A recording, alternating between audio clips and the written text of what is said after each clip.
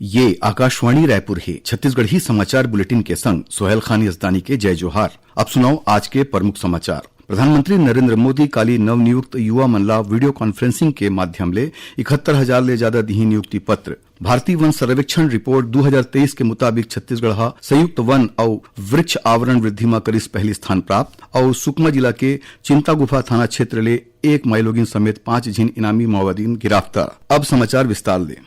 प्रधानमंत्री नरेंद्र मोदी काली नवनियुक्त युवा मन ला वीडियो कॉन्फ्रेंसिंग के माध्यम ले 71,000 ले ज्यादा नियुक्ति पत्र दी। ए मौका में प्रधानमंत्री लोगन मन ला संबोधित घलो करही। रोजगार मेला देश भर में 45 ठी जगह मन में आयोजित करे जाही। केंद्र सरकार के आने आने मंत्रालय और विभाग मन में भर्ती करे जावत है। रोजगार मेला रोजगार सृजन ला प्राथमिकता दे के प्रधानमंत्री के वचनबद्धता ला पूरा करे के दिशा में एक ठिन कदम हवय।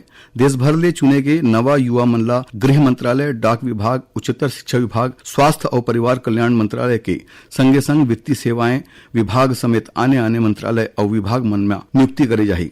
छत्तीसगढ़ में रायपुर जिला के आरंग में केंद्रीय रिजर्व पुलिस बल के ग्रुप केंद्र में घलो काली रोजगार मेला के आयोजन करे जाही, जेमा मुख्य अतिथि के रूप में केंद्रीय आवासन और शहरी कार्य राज्य मंत्री तोखन साहू शामिल हुई। इस दौरान केंद्र सरकार और आने विभाग के विभागाध्यक्ष मन डहार ले 400 ले ज्यादा केंद्रीय सशस्त्र बल और आने विभाग में चुने गए अभ्यर्थी मन ला नियुक्ति पत्र बांटे जाही। मुख्यमंत्री विष्णुदेव साय हा काली केंद्रीय स्वास्थ्य मंत्री जेपी नड्डा की अध्यक्षता में टीबी मुक्त भारत अभियान के समीक्षा करे खातिर आयोजित वर्चुअल बैठका में शामिल हुईन। उमन छत्तीसगढ़ में टीबी मरीज मन के स्क्रीनिंग, इलाज और निदान बर करे जावत काम बुता के जानकारी दीन। हमारे देश के स्वास्थ्य मंत्री जो बैठक करें और हमारे ये देश से और प्रदेश से टीबी ला एक उन्मूलन करना है और आग्रह हुई कि आप मला निक्षय मित्र बनना है। और निक्षय मित्र बनेले का है कि एक टीबी के पेशेंट ला गोद लेना पड़ी और हर महीना मला 500 रुपया देना पड़ी। निक्षय मित्र बने और इस प्रदेश से भी टीबी को जड़ सहित समाप्त करें। मुख्यमंत्री हा कि हिंद की छत्तीसगढ़ में टीबी मुक्त भारत अभियान के संचालन पूरा मुस्तैदी के संग करे जावत है। 7 दिसंबर ले ए अभियान के शुरुआत के बाद ले अब तक 11,23,000 ले ज्यादा लोगन मन की स्क्रीनिंग करेगीस। प्रदेश में निक्षय पोषण योजना के तहत टीबी मरीज मन के बैंक खाता में पोषण आहार पर 1,000 रुपया के राशि के भुगतान करे जावत है। मुख्यमंत्री हा ये घलो बताइन कि बस्तर अंचल के लोकापाल क्षेत्र में स्वास्थ्य कर्मी मन स्थानीय बोली हल्बी में गीत संगीत के जरिया ले अभियान के जोरदार प्रचार प्रसार करत हवय। ये अभियान में 963 निक्षय शिविर आयोजन करे गे हवय। मुख्यमंत्री विष्णुदेव साय हा आज दिल्ली प्रवास में रवाना होगिन हवय।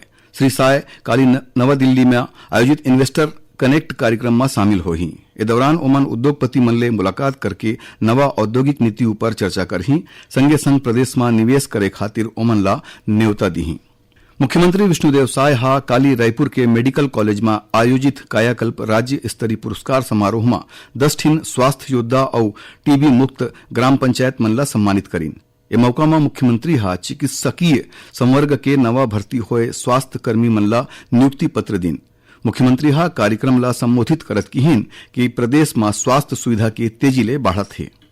टीबी उन्मूलन कार्यक्रम में हमारे यहाँ सबसे ज्यादा स्क्रीनिंग हुई से 11 लाख से ज्यादा व्यक्ति मन के स्क्रीनिंग हुई से। लगातार स्वास्थ्य के क्षेत्र में सरकार के तरफ से विकास के काम होते। हमारे छत्तीसगढ़ में भी काफी हमन स्वास्थ्य के क्षेत्र में आगे बढ़त हन। प्रदेश में आम व्यक्ति तक स्वास्थ्य पहुँचे एक लिए सरकार प्रयासरत है।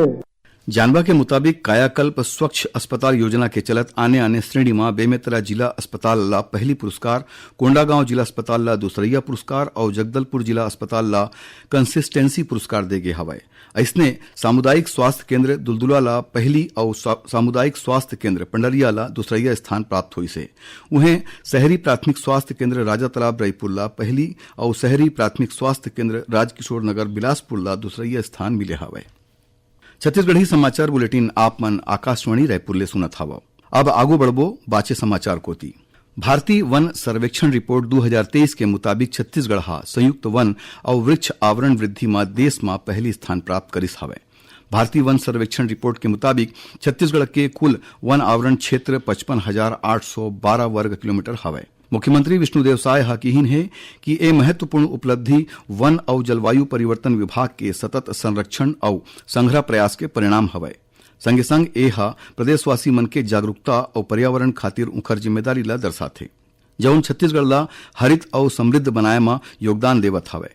जानवा के मुताबिक बछर 2021 के तुलना में देश के वन और वृक्ष आवरण में 1445 वर्ग किलोमीटर के बढ़त हुए है, जेमा वन आवरण में 156 वर्ग किलोमीटर और वृक्ष आवरण में 1289 वर्ग किलोमीटर के बढ़त शामिल हवे।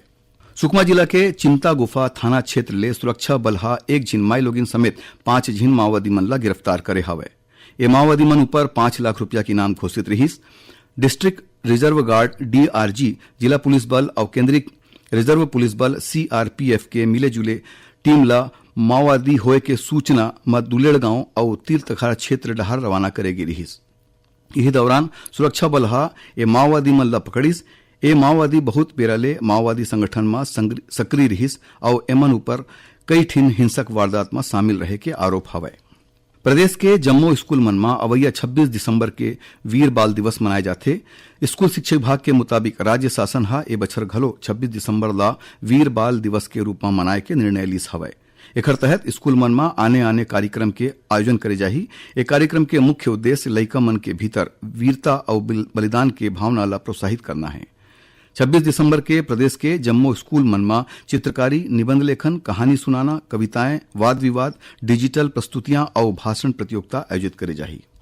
रायपुर के केंद्रीय जेल में काली पहली अंतर्राष्ट्रीय ध्यान दिवस के मौका में कैदी मन खातिर विशेष ध्यान और योग शिविर के आयोजन करेगी। शिविर में कैदी मन ला ध्यान, प्राणायाम और योग के आने तरीका के अभ्यास कराएगी। ये ध्यान और योग शिविर के संचालन आर्ट ऑफ लिविंग के बड़का प्रशिक्षक अजय सिंह करीन। उमन बताइन कि संयुक्त राष्ट्र 21 दिसंबर ले अंतर्राष्ट्रीय ध्यान दिवस घोषित करी से ओमन ध्यान ला मन के शांति और भावनात्मक स्थिरता के एक ठिन सुघ्घर जरिया बताइन। ए योग और ध्यान शिविर में 200 ले ज्यादा कैदी और जेल के अधिकारी मन हा भाग लीन। अब पेश है मौसम के हाल।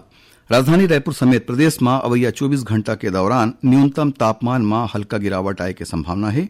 मौसम विभाग के मुताबिक बंगाल के खाड़ी ले नमी आए के सेती दक्षिण छत्तीसगढ़ में हल्का बादल छाए रही। एकर प्रभाव ले प्रदेश के न्यूनतम तापमान में हल्का गिरावट हो सकत है। उन्हें 26 दिसंबर के बाद एक नवा पश्चिमी विक्षोभ के प्रभाव ले 27 और 28 दिसंबर के उत्तर छत्तीसगढ़ में हल्का वर्षा होए के संभावना घलो जताएगी हवे। आखिर में प्रमुख समाचार एक घाव फेर। प्रधानमंत्री नरेंद्र मोदी काली नवनियुक्त युवा मन ला वीडियो कॉन्फ्रेंसिंग के माध्यम ले 71,000 ले ज्यादा दिही नियुक्ति पत्र। भारतीय वन सर्वेक्षण रिपोर्ट 2023 के मुताबिक छत्तीसगढ़ हा संयुक्त वन और वृक्ष आवरण वृद्धि में करिस पहली स्थान प्राप्त। और सुकमा जिला के चिंता गुफा थाना क्षेत्र ले एक माई लोगिन समेत 5 झिन इनामी माओवादी मन गिरफ्तार। एक संग छत्तीसगढ़ी समाचार बुलेटिन यहीं से रावत है। जय जोहार।